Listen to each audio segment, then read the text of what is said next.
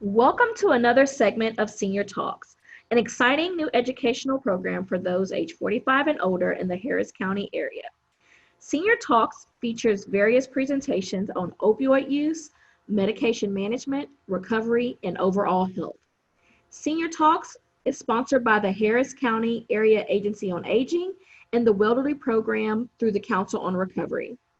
Today we have Leah Bell, older adult recovery coach with the Welderly Program, and she is here to share information with you all regarding dangers of sharing medications.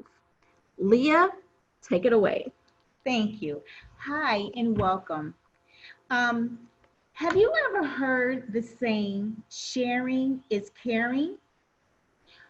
Okay, let's park there for just a moment. So today, as mentioned, we will be talking about the dangers of sharing prescription drugs. So now, sharing prescription drugs is usually done with the purest intention. People offer their prescription medications to loved ones, friends, and family members, and they do so to help them to relieve symptoms, feel better, and perhaps even save money.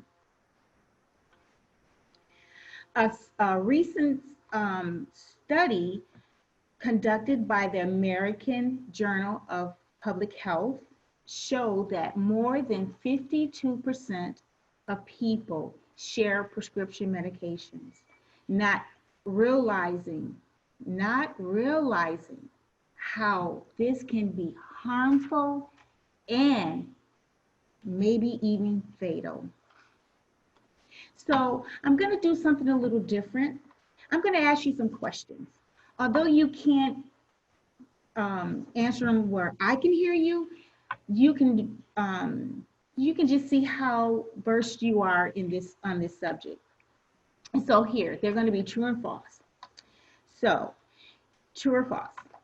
It's okay to take someone else's prescription medication as long as your symptoms are the same as the person's symptoms that the medication was prescribed for. What did you get? False. Nothing could be further from the truth. Taking the medication without a proper diagnosis could mask symptoms of your underlying condition, which could even get worse. It could be the wrong doses for your body size and weight. You could have an allergic reaction to the medication or a compound of that medication. You may need to take another medication with that prescription to prevent adverse side effects.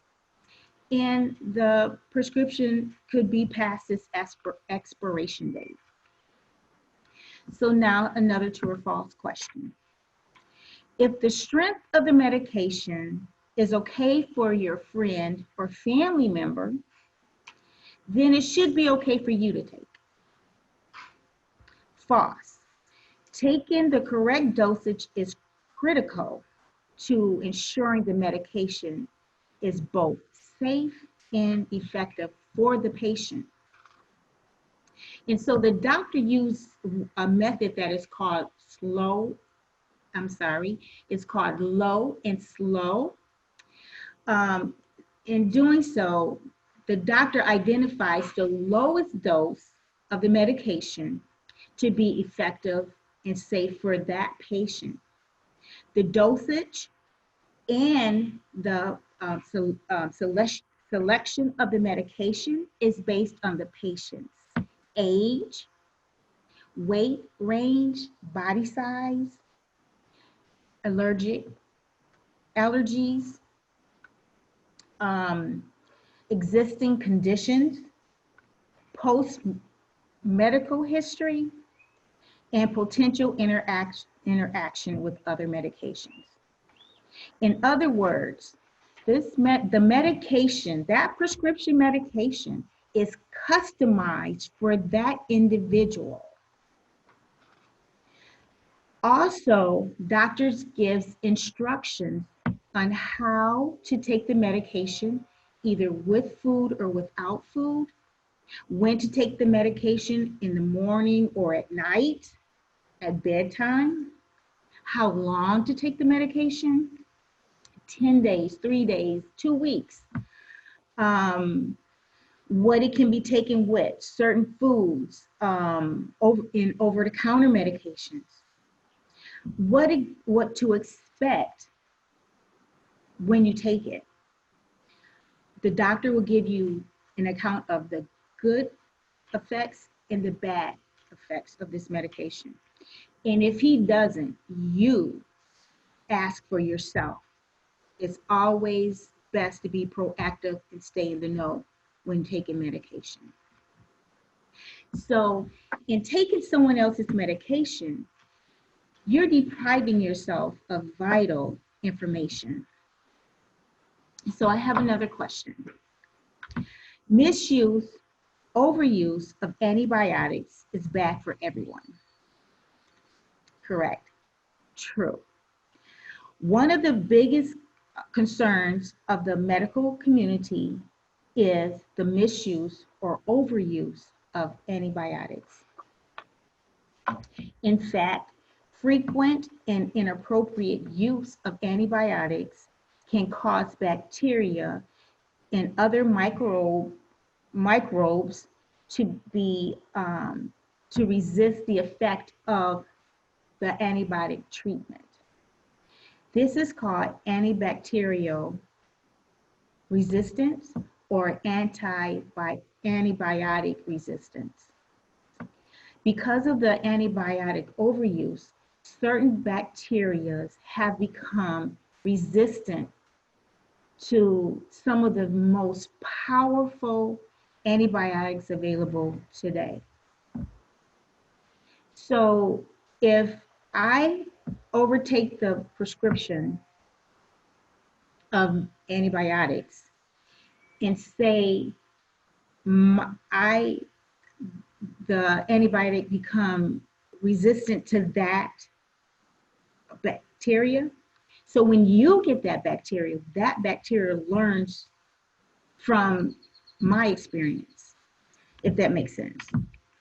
Okay, if you are prescribed antibiotics, be sure to use antibiotics as prescribed. Do not save antibiotics for the next time. Never use another person's prescription. So once you take antibiotics, antibiotic is meant to destroy bacteria, preferably the bad bacteria. But in doing so, it destroys some of the good bacteria as well. So how do you rebuild your immune system after antibiotics?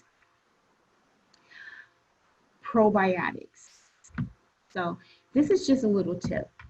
After having a regimen of antibiotic, you can have probiotics, which is milk with the kefir, yogurt, or water with kefir. You can buy that at any grocery store. And what milk, kefir, and yogurt and water kefir does, it introduced more friendly bacteria into the gut, which aids in digestion and it regulates your immune system.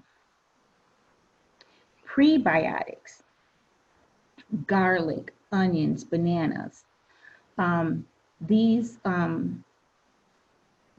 help to encourage and feed good bacteria, and so it promotes growth in the gut.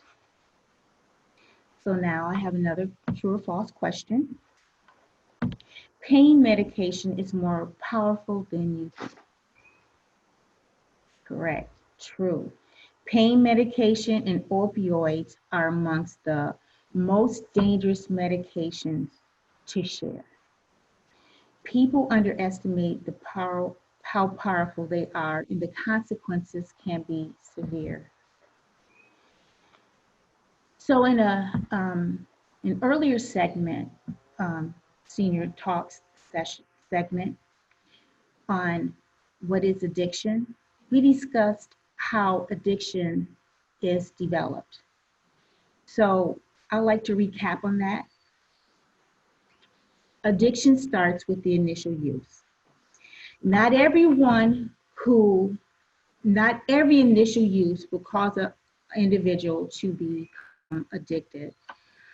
There are biological and environmental risk factors that determines whether that individual become addicted. But nonetheless, it starts with that initial use. After the initial use, the individual likes the effect that medication gave them, so they use it over and over again, more often than they're prescribed to, or in this case, not prescribed to, and they get more from other people. And this is called abuse. So after this has gone on for a while, this abuse stage of addiction, a tolerance is built up towards that medication. And so what that means is that you're going to need more and more of that substance, that drug, to get that desired effect. And let me back up a little bit. So that initial experience will never, the driving force behind addiction is to get that initial feeling from that drug. You'll never get that initial feeling back, ever. So tolerance is built. You have to take more and more of the drug. Eventually, your body becomes dependent on that drug. So that means you have to continue to take that drug or else experience those withdrawal symptoms. Or just to feel normal. So at this rate, addiction is full blown. You can't stop using even if you wanted to, despite the negative consequences, or just the negative consequences alone. So I wanted to share that little piece with you to drive a point home. And giving someone else your prescription drugs or taking someone else's prescription drugs could offset the addiction process.